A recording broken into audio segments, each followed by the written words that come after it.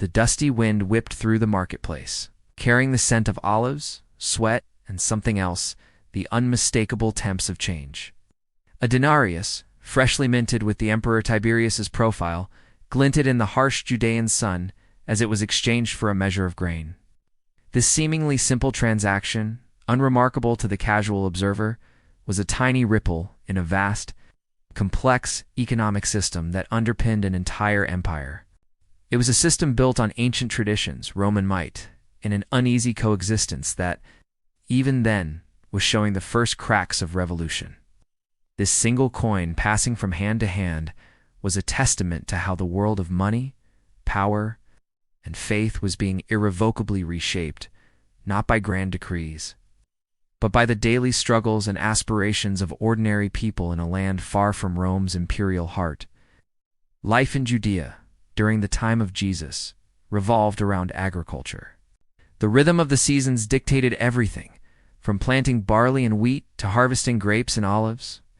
Families worked small plots of land, often passed down through generations, eking out a living from the often stubborn soil. But this self-sufficiency was a fragile illusion. Rome, ever watchful, demanded its tribute. Taxes were omnipresent, a constant drain on the meager resources of the populace. There was the annual land tax, the poll tax levied on every adult, and various customs duties imposed on goods moving through the region. These taxes were not merely an inconvenience, they were a significant burden, pushing many to the brink of destitution. The collection of these taxes was often brutal, carried out by local publicans who were frequently Jews themselves, collaborating with the Roman authorities. These tax collectors, like Matthew, were deeply resented, seen as traitors enriching themselves at the expense of their own people. Their presence underscored the ultimate power dynamic. Rome controlled the land, the people, and the flow of wealth. Yet, despite this oppressive tax burden, markets thrived. Towns like Capernaum, Sepphoris, and of course, Jerusalem were bustling centers of commerce. Goods from across the Roman world found their way to Judea. Silks from the east, spices from Arabia, fine pottery from Italy. Local artisans produced pottery, textiles, and tools. Fishermen brought in their catches from the Sea of Galilee, and shepherds led their flocks through the hills. Bartering was common, especially in rural areas, but coinage was increasingly vital for larger transactions, and crucially, for paying taxes. The denarius, the standard Roman silver coin, was widely accepted, alongside local bronze issues. The act of money changing was therefore essential, particularly in Jerusalem, where pilgrims arriving for festivals needed to exchange foreign currency for acceptable temple coinage, free of pagan imagery, to pay the temple tax and purchase sacrificial animals. This practice, while practical, also created opportunities for exploitation, a fact famously highlighted by Jesus' actions in the temple courts. The temple in Jerusalem was not just a religious sanctuary, it was also an economic powerhouse. It accumulated vast wealth through donations, tithes, and the temple tax, which every adult Jewish male was expected to pay annually. This wealth was managed by the temple authorities, who functioned almost like a central bank, lending money and investing in various enterprises. The high priest and the aristocratic families associated with the temple wielded immense economic as well as religious power.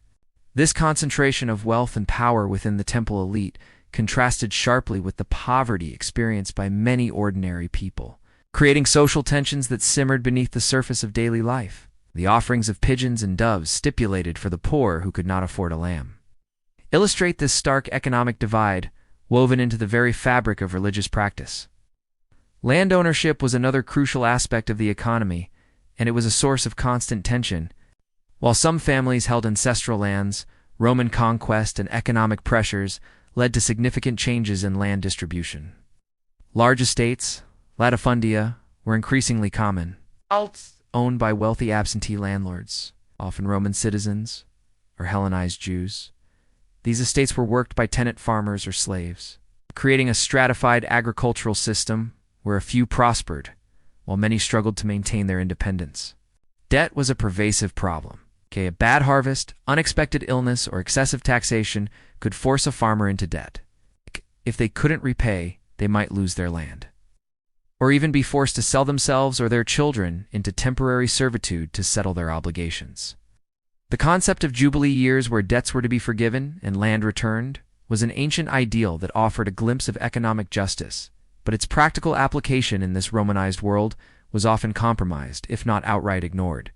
Slavery, too, was an integral part of the Roman economy, and Judea was no exception.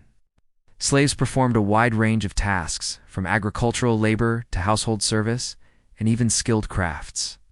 While many slaves were non-Jews, war captives, or those born into slavery, Jews could also become enslaved through debt or as punishment for crimes. The economic realities of slavery were harsh, stripping individuals of their freedom and economic agency, though Jewish law did provide some protections and pathways to manumission that differed from Roman practice. The presence of slaves further highlights the stark inequalities that characterized the economic landscape of the time, where a person's value could literally be bought and sold. The Roman military presence itself was also an economic factor. Garrisons like the one in Caesarea Maritima created demand for goods and services, providing employment for some, but also representing the constant reminder of Roman authority. Soldiers needed food, supplies, and entertainment, and their presence injected Roman currency into the local economy. Though often in exchange for goods that were effectively seized or heavily taxed, the roads and infrastructure built by the Romans, while serving imperial interests, it's also facilitated trade, allowing for quicker movement of goods and people across the region. This paradoxical relationship saw Roman power both exploit and, inadvertently, stimulate local economies. Looking back, the economic system of Judea during Jesus' time was a delicate balance of ancient customs, imperial demands, and local enterprise. It was a world where wealth and poverty lived side by side, where religious practice was intertwined with economic realities, where the everyday exchange of a coin carried the weight of an entire empire. The struggles over taxes, land, and debt that Jesus witnessed and commented upon were not mere background noise. They were fundamental to the human experience in that era. The stories of the rich young ruler, the parable of the talents, or the admonition to render unto Caesar what is Caesar's, all resonate with the very real economic anxieties and structures of the time. Today, as we navigate our own complex global economy, with its invisible algorithms and digital currencies, it's easy to feel disconnected from the tangible struggles of the past. But the core principles of supply and demand, the power dynamics of taxation, and the human desire for economic security remain timeless. The echoes of that Judean marketplace, with its cries of merchants and the clink of coins, can still be heard in the financial headlines of our present day. Understanding how the economy worked then helps us to appreciate the enduring challenges and constant evolution of human interaction with money. It reminds us that behind every number and every transaction, there is a human story.